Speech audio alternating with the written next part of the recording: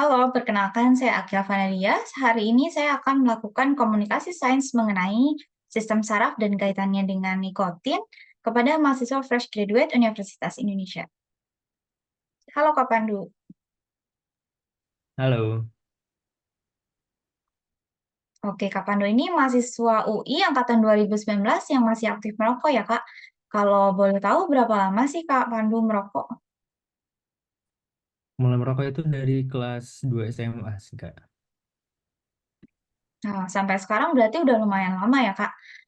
Kak Pandu tahu nggak sih apa zat yang terkandung di dalam rokok itu sendiri?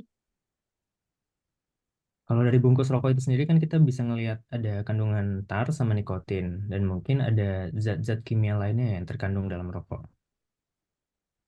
Oke, Kak Pandu benar. Nikotin itu senyawa paling besar yang terdapat di dalam rokok yang menyebabkan kecanduan ya, Kak. Kira-kira Kak Pandu tahu nggak gimana nikotin itu menyebabkan kecanduan pada perokok? Di mana kita ketahui nikotin yang di dalam rokok itu yang kita hisap masuk ke dalam otak, lalu merespon dengan menimbulkan zat dopamin ya, yang mana itu bisa mengantarkan kebahagiaan atau rasa tenang mungkin ya. Oke, Kak Pandu benar kalau misalnya dopamin itu merupakan hormon yang memicu rasa bahagia yang dihasilkan dari nikotin.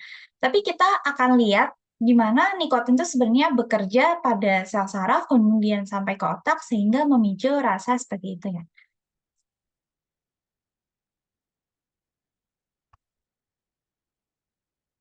Oke.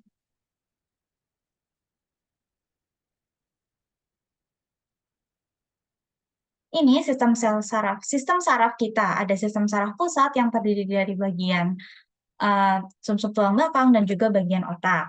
Untuk selanjutnya itu ada sel saraf atau yang bisa kita namakan neuron. Ini unit terkecil dari sistem sel saraf kita. Sistem sel saraf ini tersebar di seluruh tubuh kita dan terhubung langsung ke sistem saraf pusat gitu. Sel saraf ini saling berkomunikasi di tubuh kita.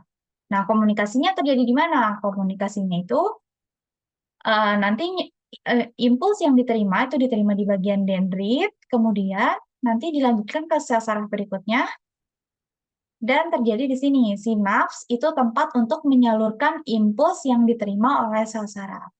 Saraf yang mengirim sinyal itu disebutnya presinaps, sedangkan saraf yang menerima itu namanya postsinaps. Ini bagian saraf yang menerima. Nah, bagaimana prinsip kerjanya nikotin itu bisa sampai ke otak? Kita lanjut. How nicotine addiction happen. Nah, ini yang terjadi di saraf kita. Nikotin itu merupakan senyawa neurotransmitter atau senyawa yang berisi tentang pesan-pesan yang akan disampaikan ke otak gitu ya.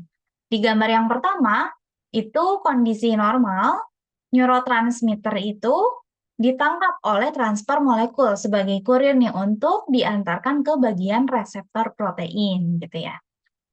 Kemudian untuk di gambar yang kedua, ketika ada drug molekul atau misalnya nikotin ini kan merupakan senyawa narkotik juga ya.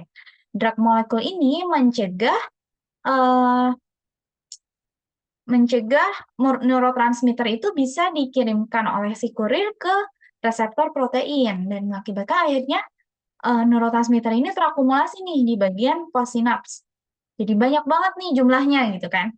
Nah, selanjutnya apa yang terjadi di dalam tubuh kita?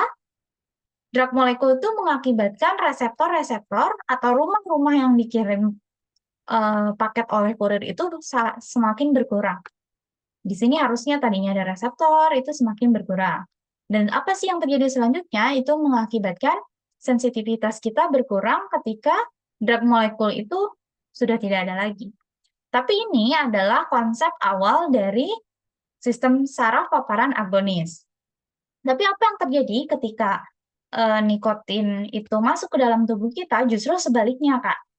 Yang terjadi di dalam sel tubuh kita, di dalam sel saraf tubuh kita adalah ketika nikotin masuk, reseptor-reseptor ini akan semakin bertambah.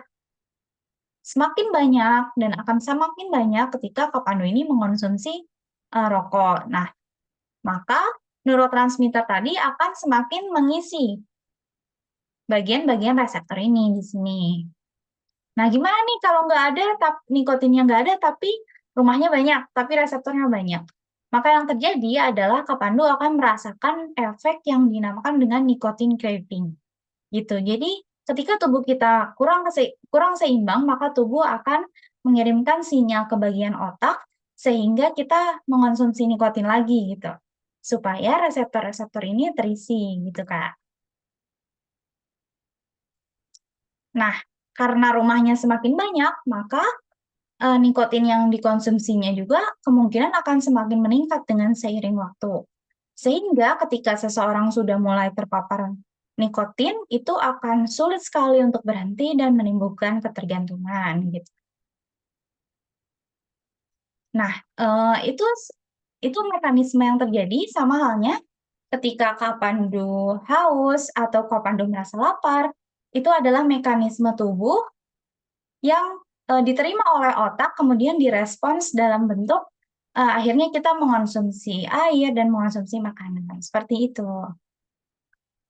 Jadi gimana nih Kak Pandu?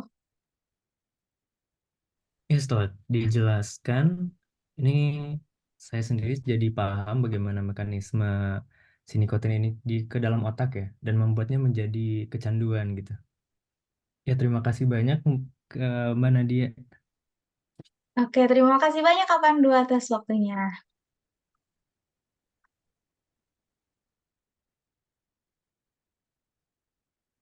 Merokok merupakan penyebab kematian utama yang dapat dicegah di negara berkembang. Hampir 5 juta kematian disebabkan oleh rokok. Apabila permasalahan ini terus berlanjut, rokok akan menjadi penyebab kematian. Pada tahun 2030, pada 1/6 populasi masyarakat Indonesia. Melalui wawancara hari ini, saya harap masyarakat menjadi lebih aware terhadap bahaya rokok dan tidak memulai untuk merokok. Rokok merupakan narkotik termurah dan dijual bebas di Indonesia.